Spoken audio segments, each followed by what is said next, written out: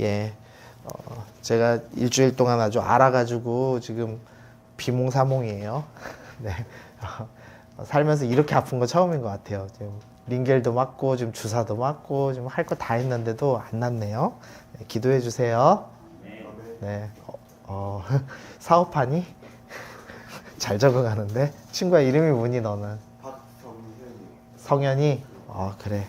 나 중고등부 사역하면서 나한테 악수 먼저 하자는 중고등부 네가 처음이야. 자, 우리 지난주 복습 한번 해보겠습니다. 우리 지난주에는 예수님 탄생이 AD 1년, 그러니까 예수님이 나시니 기원 후 이어야 하는데 왜 예수님이 BC 기원 전 4년에서 5년에 태어났다고 하는지를 좀 설명을 들었어요. 그래서 이 아저씨가 잘못해서 그랬습니다. 들었고요. 그 다음에 동방박사가 어떤 의미인지 좀 살펴봤습니다. 이 동방박사는 척척 박사님 할 때 그런 박사가 아니라 천문학자, 그러면서 점성술사였다. 그래서 우리 이제 세상 사람들의 눈에 보면은 높은 고위 직종의 사람이지만 사실은 이 이스라엘 사람 관점에서 보면은 이방인 불과한 사람이었죠. 근데 이 동방박사들이 이 별이라는 아주 희미한 하나님의 증거를 보고선 이런 여러 가지 준비를 했었습니다. 황금과 유약과 모략이라는 돈 줘도 구하기 힘든 것들, 그리고 1000km나 되는 거리를 이동하고 또 30명 이상의 대그룹이 이동하면서 자신의 모든 사회적 체면을 다 내려놓고 경배하는 모습을 보였습니다. 그러면서 믿음이 있다고 여겨지는 대제사장 무리들, 그리고 서기관들과 믿음이 전혀 없어 보이는 이 이방인 동방박사의 예배가 차이가 있었다라는 걸 살펴봤죠. 그러면서 믿음 없이, 행함 없이 하는 예배에 대해서 우리가 생각해 보면서 나는 사실 대적자 같은 수준의 예배를 드리는 사람인가 아니면은 참된 예배를 드리는 사람인가를 살펴봤습니다. 오늘은 누가복음을 통해서 우리 예수님 나심을 좀 살펴보겠습니다. 우리 말씀 읽어보겠습니다. 자, 시작. 그때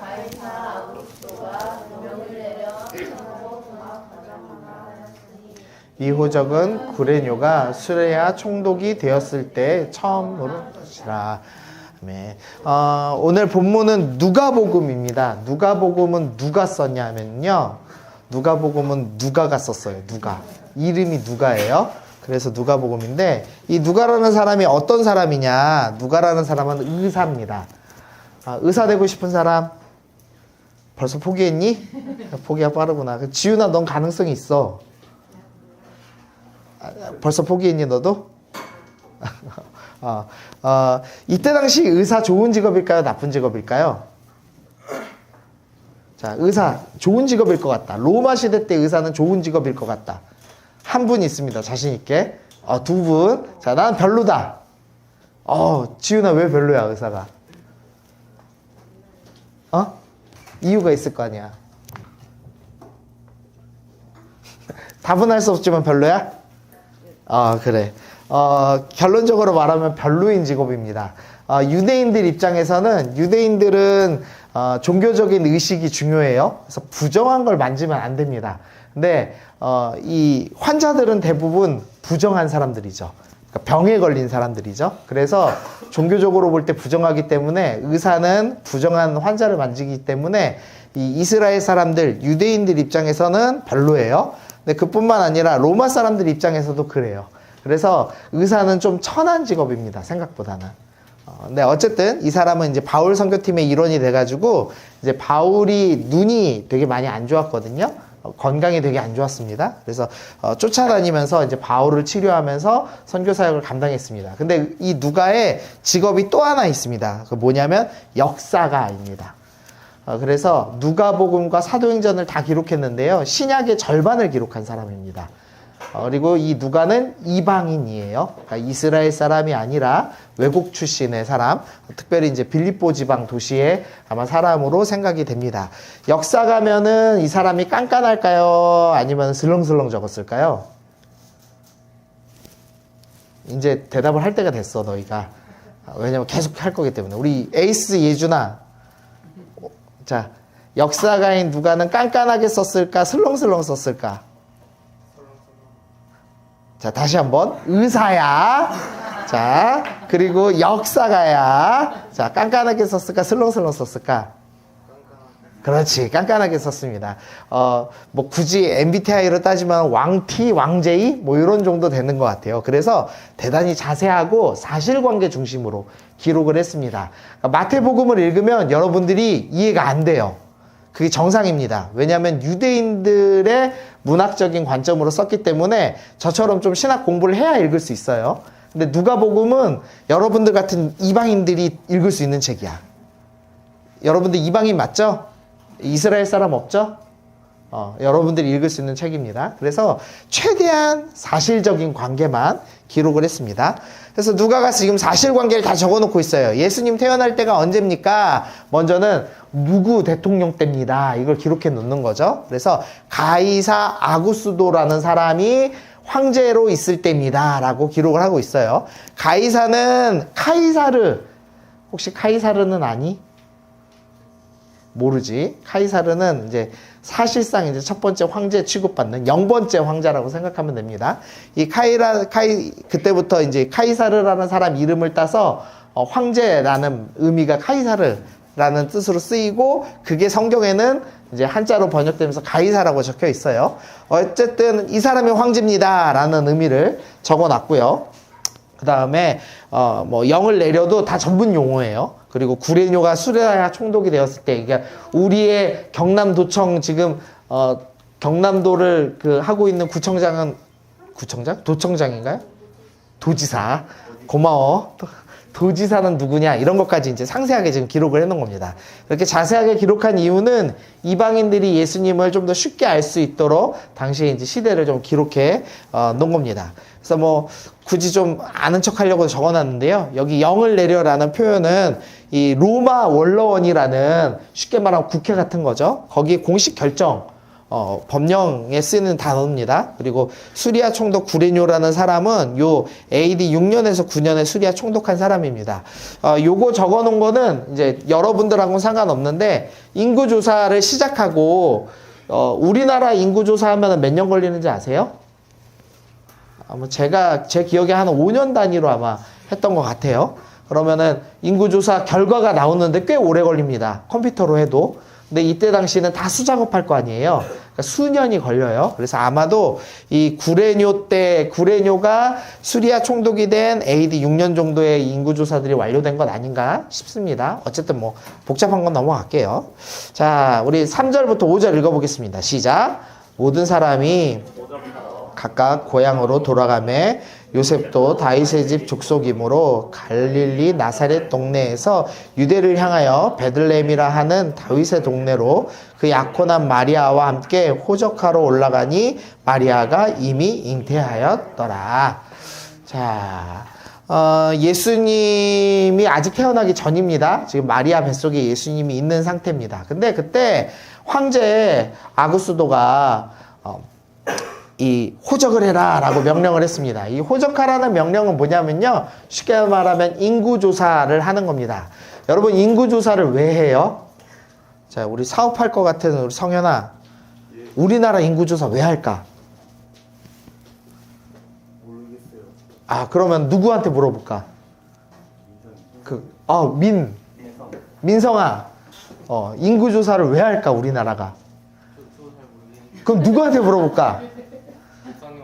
나한테 물어봐? 그래. 내가 답할게. 똑똑하네. 인구조사 왜 하냐면은요, 여러분 몇 명인지 알아야, 여러분이 얼마 버는지 알아야 세금을 걷기 때문입니다. 두 번째 이유는 이 중에서 군대 갈 만한 놈들 군대 보내려고 하는 겁니다. 두 가지 목적이에요. 여러분들은 지금 다 그래서 주민등록에 기록돼 있죠. 몇 년도에 군대 갈 놈들 이렇게. 나는 갔다 왔지만 너희는 갈 거야. 근데 이제 이 이스라엘 사람들은 군대는 면제됐습니다. 다행히 이때 헤롯이 정치를 잘해가지고. 하지만 이제 세금은 내야 돼요. 그래서 황제가 세금을 얼마를 걷어야 되겠다를 계산하기 위해서 인구조사하는 겁니다. 그게 이제 호적을 한다라는 표현으로 지금 기록이 되어 있는 겁니다. 그래서 이때 당시는 행정 시스템이 안 돼 있으니까, 우리나라만큼 행정 시스템 잘 돼 있는데 없어요. 그래서 니네 고향 가서 직접 해! 라고 이제 얘기를 한 겁니다. 그래서 고향으로 돌아가야 됩니다. 근데 문제는 이제 임신한 마리아가 예수님을 배에다 넣어놓은 채로 이제 인구조사에 응하기 위해서 고향으로 돌아가는 이제 시점입니다. 근데 어디에서 가냐? 나사렛이라는 동네에 살고 있었어요. 근데 거기에서 베들레헴으로 갑니다. 여기 잘 보면은 이제 전문 용어가 써 있어요. 갈릴리, 나사렛. 이거 무슨 소리냐면 경상남도 김해예요. 여기는 지방 이름이고 여긴 도시 이름이야. 쉽게 말하면. 자, 그 다음에 유대는 우리로 따지면 충청도. 충청도의 무슨 도시? 청주도시 뭐 이런 식으로 돼 있는 겁니다. 자, 그래서 몇 킬로를 이동했습니까? 145킬로를 이동했다라고 되어 있어요. 그래서 지도로 보면 이렇습니다. 여기가 이제 이스라엘 전체예요. 이스라엘 전체인데 나사렛은 여기 이스라엘 평야라는 도시에 있는 여기 나사렛입니다. 근데 베들레헴은 여기 있어요. 그러면 여러분 같으면은 이렇게 돌아가겠어요? 이렇게 일자로 가겠어요? 일자로 가는 게 훨씬 편하죠. 근데 문제는 이제 이거 제가 구약 지도를 넣어놨는데 여기가 사마리아 사람들이 사는 지역이에요. 사마리아 사람들하고 이스라엘 사람들하고 사이가 대단히 나빠요. 그래서 보통 경건한 이스라엘 사람들은 이렇게 돌아갔습니다. 그래서 요셉하고 마리아도 당시 정치적인 성향이나 뭐 이런 사이가 안 좋은 관계 때문에 어쩔 수 없이 이렇게 가지 않았을까 추측을 해요. 그래서 이렇게 가서 145km를 이동했습니다. 근데 문제는 어려운 거 하나 설명해 줄게요. 요 이스라엘 평야는 평지겠죠. 평지를 가다가 요단 골짜기를 지나가야 됩니다. 근데 요단 골짜기가 어떻게 되냐면 평지로 가다가 골짜기를 이렇게 내려가야 돼요. 근데 요단 골짜기는 바다보다도 수위가 낮은 데예요. 마이너스 400이야. 그래서 쭉 밑으로 내려갔다가 다시 동부 고원으로 올라가서 평지를 와야 돼요. 그래서 지도를 다시 보면 자, 이 길은 평지로 이 지도로 보면 그림은 일자로 가는 것처럼 보이지만 평야로 갔다가 400m를 내려갔다가 한 1500m를 올라가서 가야 되는 길이에요. 그래서 임산부가 걷기에 쉬운 길일까요? 어려운 길일까요? 매우 어려운 길을 지금 가고 있는 겁니다. 일반인 남자도 가기 힘들어요. 아니 그러면 골짜기를 안 건너고 바로 가지라고 생각할 수 있는데 이 길은 사람이 다닐 수 있는 길이 아니에요. 그래서 어쩔 수 없이 이쪽으로 건너와서 여리고에서 다시 와서 예루살렘 지나서 이제 베들레헴으로 이렇게 지금 이동을 해서 가고 있습니다. 그래서 드디어 베들레헴에 도착했습니다. 자, 말씀 읽어봅시다. 시작. 거기 있을 그때에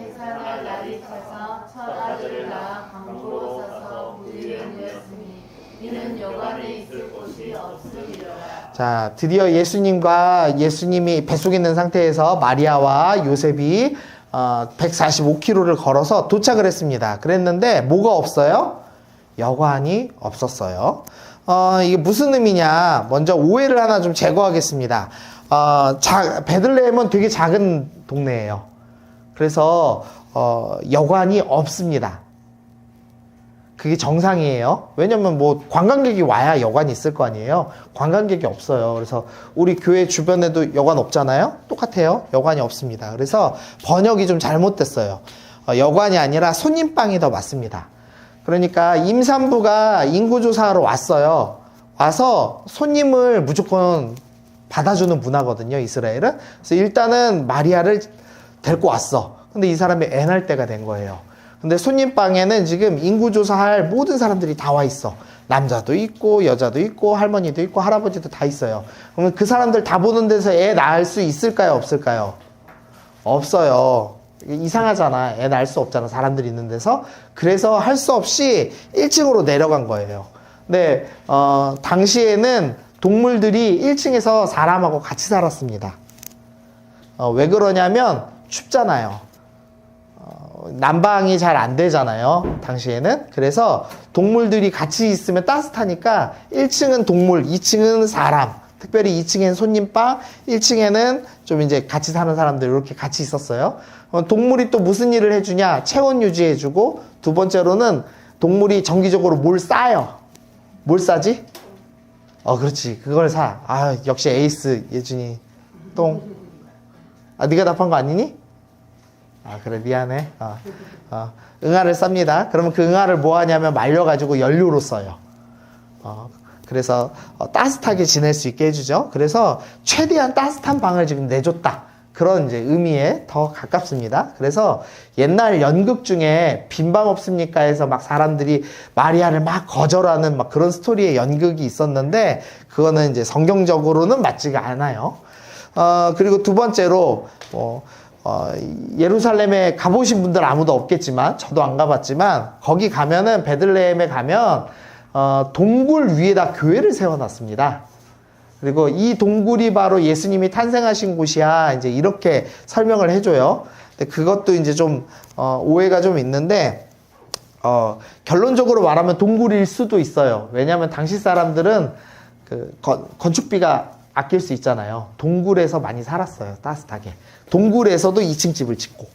그래서 1층은 동물, 2층은 사람. 그래서 예수님이 동굴에서 태어나셨을 수도 있습니다. 그러니까 동굴 1층 마국간처럼 쓰지만 사람이 같이 거할 수 있는 곳입니다. 그래서 사람한테 거절당한 건 아니에요. 그래서 외면당하지 않고 오히려 환대당하신 것은 맞습니다. 그렇지만 전체 큰 그림을 보면 예수님이 지금 어디서 태어나신 거예요? 말 구유에서 태어나신 겁니다. 예수님은 어떤 분이시죠? 예수님은 하나님의 아들. 독생자, 온 우주의 왕이신 하나님의 아들, 하나님의 통치자입니다. 왕이십니다. 근데 그분이 지금 어디에서 태어나셨냐? 말구유에서 태어나셨습니다.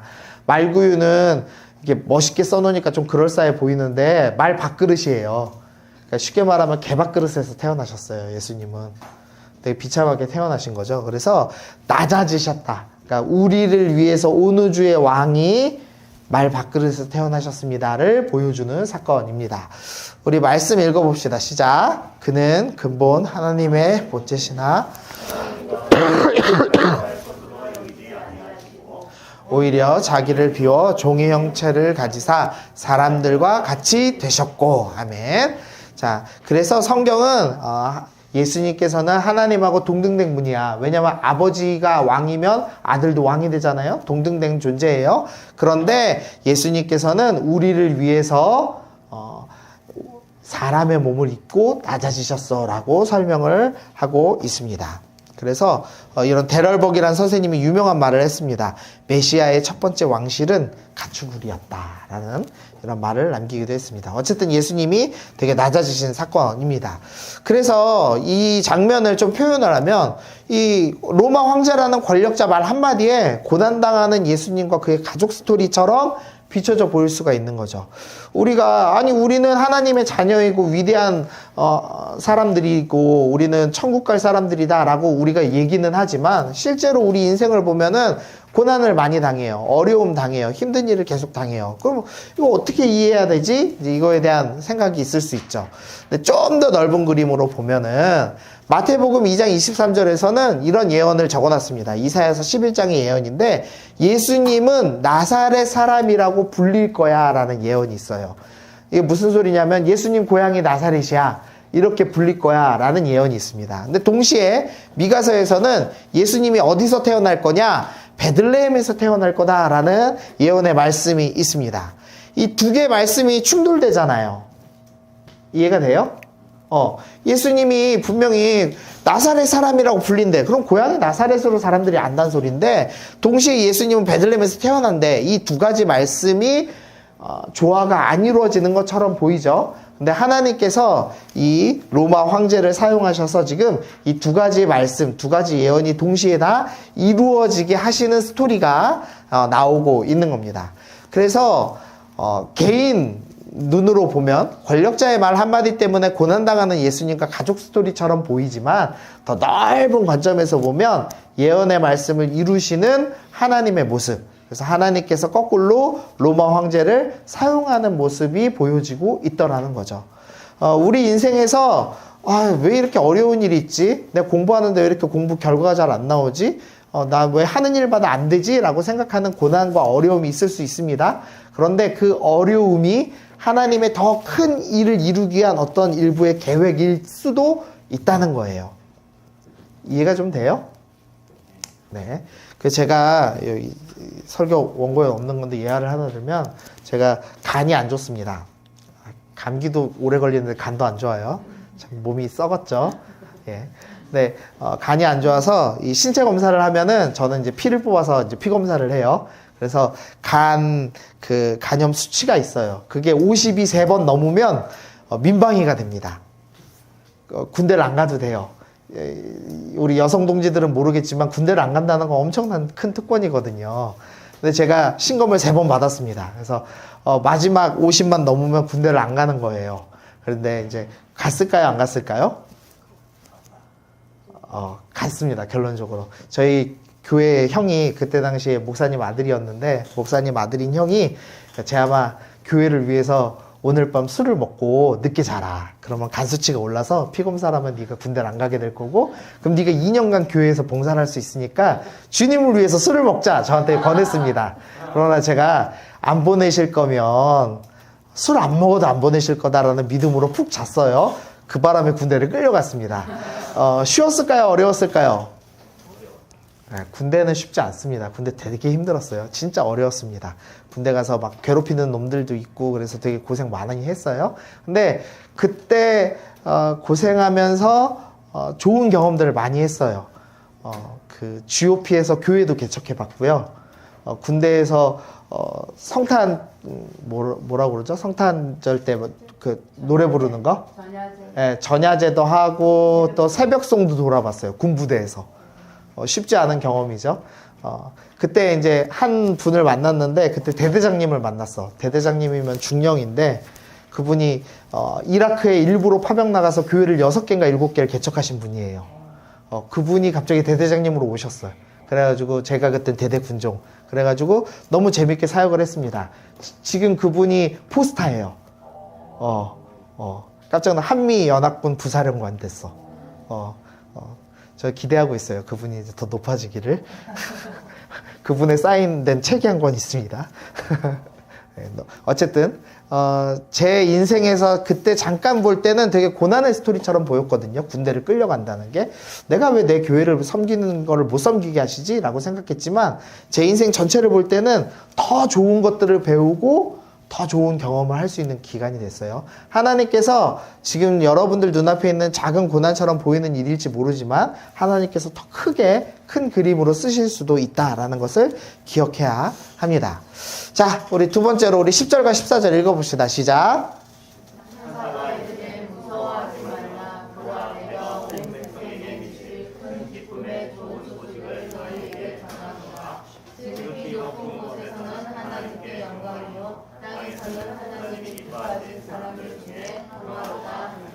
자, 지금 예수님이 나심에 대해서 천사가 와서 이제 찬양하기 시작합니다. 뭐라고 표현합니까? 큰 기쁨의 좋은 소식이다 라고 이야기를 해요. 그리고 예수님의 나신 것은 하나님께는 영광스러운 일이고 영광 돌리는 일이고 땅에 있는 모든 사람들은 평화를 누리게 되는 너무너무 크고 좋은 일이다 라고 이야기를 하고 있습니다.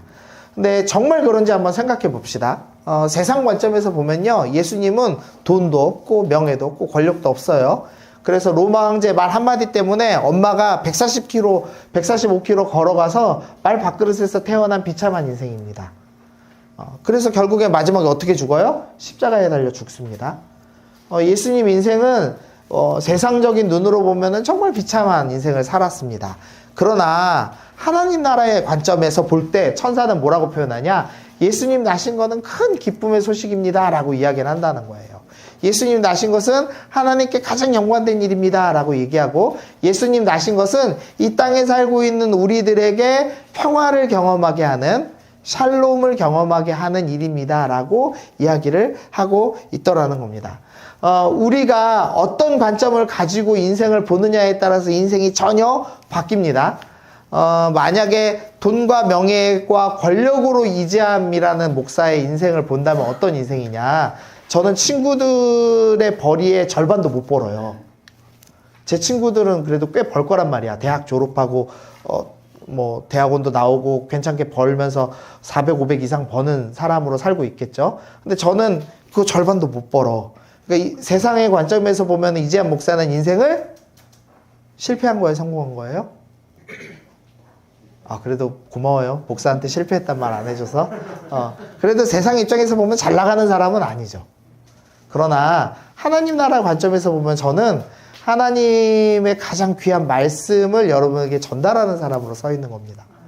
하나님 나라 관점에서 보면 제 인생은 너무 귀한 인생이죠. 여러분들의 인생이 세상에서 볼 때는 조금 돈 없고 힘도 없고 공부도 못하고 썩 이쁘지도 않고 썩 잘생기지도 않고 그래 보일지도 몰라요. 그런데 천사는 여러분을 보고 다른 얘기 할지도 몰라요. 이해가 됩니까? 여러분의 인생이 하나님 나라 관점에서 볼 때랑 세상 나라 관점에서 볼 때 전혀 다른 관점으로 볼 수도 있더라는 거예요. 자, 우리 11절 읽어봅시다. 시작.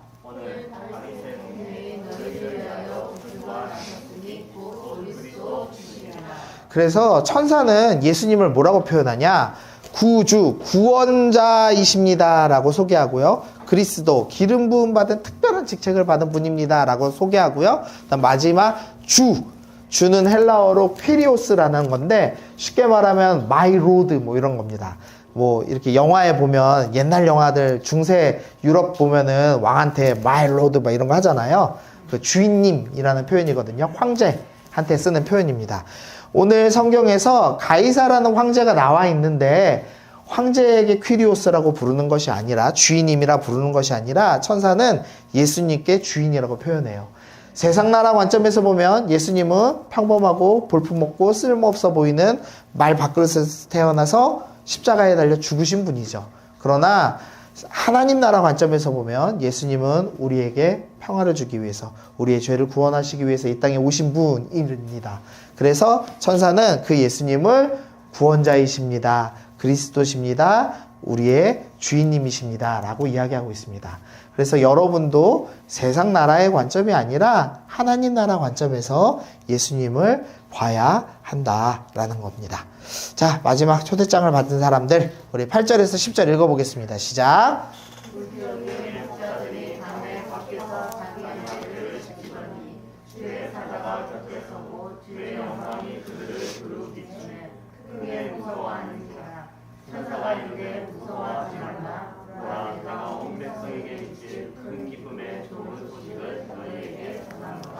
네, 우리가 목자를 생각하면 좀 기분이 좋아요. 하얀 양들이 있고, 이제 그 들판에서 이제 목자들이 지팡이를 짚고 한가롭게 평화롭게 이렇게 양을 이끌어가는 그런 장면을 자꾸 생각합니다. 근데, 다르게 생각해야 돼요. 목자는 밤에는 춥고, 낮에는 햇빛이 쨍쨍 비치는 데서 일하는 3D 업종입니다. 당시 사회에서도 그래서 목자를 무시했어요. 특별히 목자들은 예를 들면은 오늘 우리 주인이 내가 기르던 양을 점검하는 날이에요. 근데 양을 이렇게 들판에 풀어놓고 기르잖아요. 내가 처음에 100마리로 출발했어요. 근데 어느 날 이리가 와서 한 마리를 먹어갔네? 그럼 몇 마리 된 거예요? 99마리가 됐어. 그리고 옆집에 있는 옆집 종이 자기네 주인 집이 점검한다고 이리가 먹은 거 빌려달래. 그래갖고 한 마리를 빌려줬어. 그럼 몇 개 됐어? 98개 된 거죠. 근데 우리 주인이 오늘 점검한대. 만약에 점검했을 때 100마리가 안 되면 어떻게 될까요? 내가 2마리 메워줘야 돼. 그래서 어떻게 하냐? 밤이 되면은 목자들이 자기네들 걸 서로 훔쳐요, 양을. 그래서 야, 나 내일 점검받아야 되니까 남의 집 거 몰래 2개를 또 빼와. 그래서 서로 계속 도둑질을 하는 아주 친근한 사이들이에요. 정직해요? 부정직해요? 부정직한 사람들입니다. 그래서 목자는 유대인들 법정에서 증인으로 세울 수가 없는 직업군이에요. 목자다 하면은 아주 가장 낮고 가장 춥고 가장 더운 데서 일하면서도 부정직한 사람들입니다. 그런데 그 목자들에게 천사가 와서 기쁨의 좋은 소식을 전하고 있는 겁니다. 쉽게 말하면 하나님 나라의 왕이신 예수님이 탄생하는데 그 탄생하심에 대한 초대장을 가장 천하고 낮은 이 목자들에게 먼저 전달하는 장면이라는 거예요. 자, 그리고 보니까 성경에 우리가 앞에 보지 않았지만 스토리들 아시잖아요. 마리아와 요셉은 누구죠? 예수님의 어머니 아버지입니다. 그리고 이제 세례 요한도 천사가 와서 세례 요한이 난다는 거, 그 다음에 예수님 탄생 소식을 듣죠. 그 다음에 오늘 읽지 않았지만 뒤에 할아버지인 시므온도 예수님의 나심에 대해서 성령님께서 미리 말려주셨어요. 안나라고 하는 늙은 과부 여자, 과부는 성경에서 가장 가난한 사람 중에 하나입니다. 그 과부도 예수님의 나심에 대해서 들었습니다. 그리고 성경에서 볼 때는 이방인, 개만도 못한 이방인이 별로 예수님 탄생의 초대장을 받은 사람들이죠. 그다음에 오늘 가장 낮은 모자들이 천사 성가대의 초대장을 받았습니다. 그래서 보니까 이렇게 구분할 수 있어요. 마리아는 세상적으로 보면은 결혼하지 전에 애를 가진 미혼모죠. 가장 가난한 사람들이었습니다. 그래서 145km를 생으로 걸어야 될 만큼 가난한 사람. 그 다음에 이 세례 요한의 부모님들은 늙어서 애를 낳은 거예요. 당시에 애를 못 갖는다는 건 신에게 저주받았다는 의미거든요. 신에게 저주받아 보이는 사람들에게 예수님께서 예수님의 탄생의 초대장을 하나님께서 보내주셨습니다. 그리고 늙은 남자, 과부인 여자에게 초대장이 갔습니다. 개만도 못한 이방인에게, 또 가장 낮고 천한 직업군인 목자들에게 바로 예수님의 탄생의 초대장이 전해지더라는 겁니다. 하나님 나라 초대장은 세상 상식처럼 로마나 헤롯 궁전에 가지 않았습니다. 가장 낮은 곳에 임하였다라고 이야기를 하는 겁니다. 그 초대장이 여러분에게 지금 전달이 된 겁니다. 세상 눈으로 볼 때는 여러분들에게 예수님의 나심의 소식, 구원받을 자격과 조건이 전혀 없는 사람들이죠. 여러분들이 그렇게 존귀하거나 능력이 뛰어나거나 대단한 사람은 아닐지 몰라요. 그러나 하나님 나라 관점에서 볼 때 여러분들은 너무 귀하기 때문에 하나님께서 이 초대장을 여러분에게도 발송해 주셨다라고 오늘 성경이 우리 가운데 이야기하고 있습니다. 자, 정리해 보겠습니다. 예수님과 가족의 스토리는 고난의 스토리가 아니라 하나님의 말씀을 이루기 위해 황제까지 사용하시는 넓은 관점의 스토리입니다. 그래서 눈앞에 고난, 왜 나한테 이런 어려움 있지만 생각할 것이 아니라 더 큰 하나님의 일이 있어 라는 마음으로 믿음의 눈으로 세상을 봐야 됩니다. 그리고 세상이 볼 때는 예수님 탄생의 고난의 스토리, 시작부터 끝까지 다 고난처럼 보였습니다. 그러나 하나님 나라 관점에서 볼 때는 하나님께 영광 돌리는 일이고 땅에는 평화가 일어나는 가장 큰 기쁨의 소식이었습니다. 그래서 나는 세상 나라 관점을 보고 살 것이 아니라 하나님 나라 관점을 갖고 살아야 된다라는 걸 살펴봤습니다. 세 번째로 세상 나라 관점이라면 예수님의 탄생의 초대장은 로마 궁전에 전해졌어야 하지만 가장 낮은 자에게 전달되었다는 것을 우리가 기억해야 됩니다. 그래서 우리가 받은 초대장 받은 사람으로서 우리는 어떤 관점 갖고 살아야 되느냐. 내가 초대장 받았음에도 불구하고, 복음을 받았음에도 불구하고 나는 그래도 돈 많았으면 좋겠어. 더 명예가 있었으면 좋겠어. 더 큰 권력을 갖고 살았으면 좋겠어 라고 생각하며 살 것이 아니라 하나님께 영광을 돌리며 평화를 추구하며 하나님의 백성답게 사는 하나님 나라 백성의 관점을 갖고 살아야 합니다 라는 것이 오늘 말씀의 교훈입니다. 그래서 우리 말씀 좀 기억하면서 나는 어떤 관점을 갖고 살았지를 좀 다시 고민해 보셨으면 좋겠어요. 더 높은 것, 더 많은 것을 추구하며 살았다면 그게 아니라 더 귀한 하나님 나라의 관점에 더 귀한 것들이 있다라는 것을 기억하며 사는 여러분 되셨으면 좋겠습니다. 우리 같이 기도합시다. 기도하실 때 하나님, 내가 세상에서 볼 때 더 좋은 거, 더 그럴싸한 거, 돈 많은 거 구하지 않고 하나님 보실 때 귀한 거 구하면서 사는 사람, 믿음의 눈을 가진 사람이 되게 하여 주옵소서. 우리 그렇게 기도하고 마치겠습니다. 함께 기도하겠습니다.